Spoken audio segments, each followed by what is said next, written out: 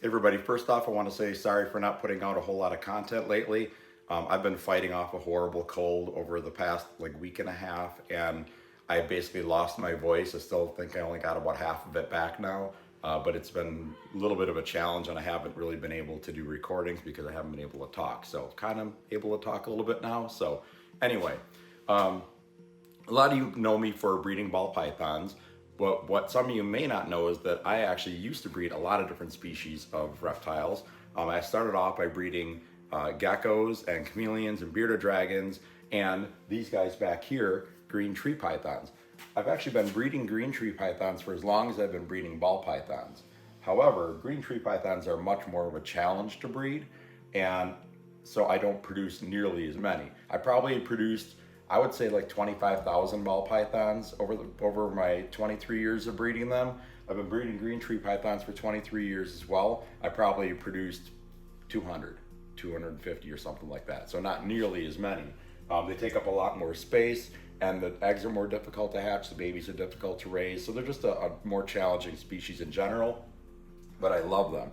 And about 10 or 11 years ago, when I made the move to cut back on the other species I was working with, I got rid of most of the other species of snakes that I had, a lot of my geckos, bearded dragons, chameleons, other things. The green tree pythons was one that I did not want to get rid of because I just love them so much. And if I could keep one species of snake as a pet, it would absolutely be a green tree python. So these are my breeders here. I just keep them pretty simply.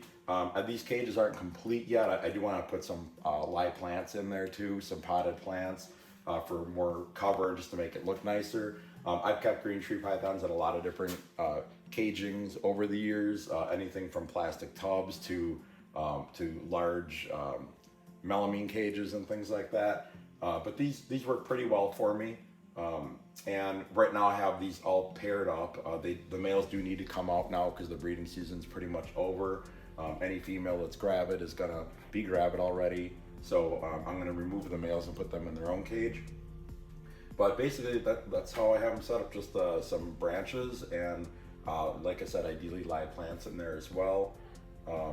So yeah, and I've actually gotten out of these, so I have 6 pairs here. And I hatched all these myself over the years. Most of the females in here are from 2013, and I got 3 clutches so far, and they were the first clutches from them. This female here actually hatched this is her. She hatched in 2013, and she's actually laid 2 clutches for me so far. She did not go this year, but in all these were hatched out, like I said, in either 2013 or 2015. And so I grow my green tree pythons up nice and slow. I don't push them to breed. Like most ball pythons will breed at 2.5, 3 years old pretty easily for females. The green tree pythons, I let them go up to at least 5. So yeah, that's a much longer process. And I've hatched out a few babies this year too. I'll show you a couple from this year. They are super, super tiny. And most of these have actually taken 2 meals already. This clutch had 8 babies hatched out of the clutch.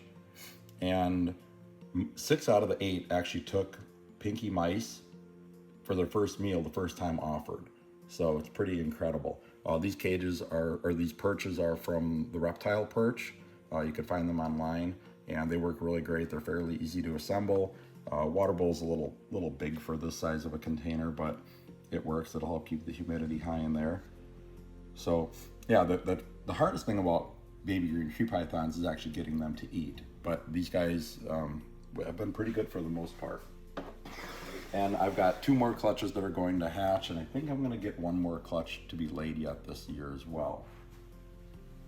And so all the green tree pythons that I've ever hatched have always been yellow. I mainly work with the Sarong and the Aru, and most of my breeders are crosses between those. So I don't have any specific lineages or anything like that, no designers or anything. And then here are some.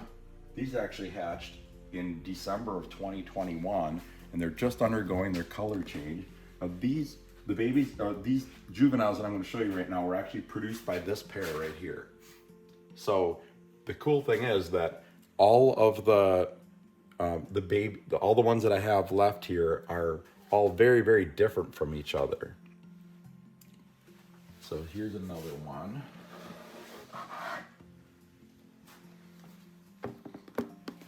And these guys are ready to be transferred to a new, larger enclosure as well. Here's another one. I really, really love the blues on that one. And here's another one. So these all hatched out yellow, and they turn green at a different rate. I think there was a couple of them that changed, maybe started changing about 6 months ago, and then the last one, which was this one right here, was the last one that started turning. This one was yellow maybe a month ago, and then it just started changing to green. So yeah, very different looks for these snakes considering they came from the same parents and they're all related. So I'm hoping I can get some of these green trees to be ready to sell at some point. I think I'm going to sell these too.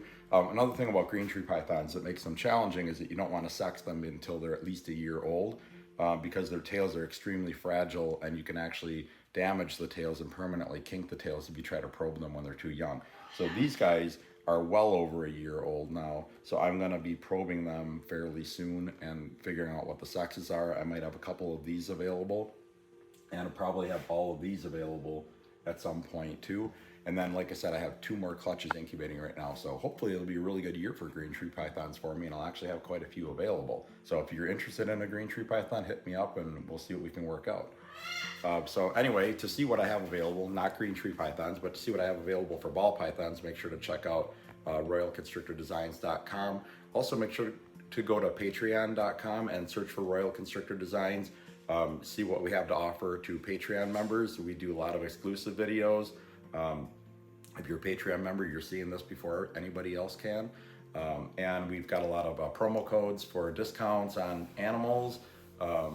We do a live monthly Zoom meeting with all the members for the top tier, and a lot of other different things. Do a lot of, sorry, this cold is killing me. A lot of exclusive like short videos and things, and a lot of tutorials on you know, how to incubate eggs and different things like that. So definitely check that out at patreon.com. And yeah, I'll be back with some more ball pythons to show you pretty soon. We're just starting to hatch a few babies right now. The main hatching season won't really start until sometime in July, but I think I've got 51 clutches incubating for the year for ball pythons, so should be a pretty good year. So I'll be back again very soon with some more cool stuff to show you.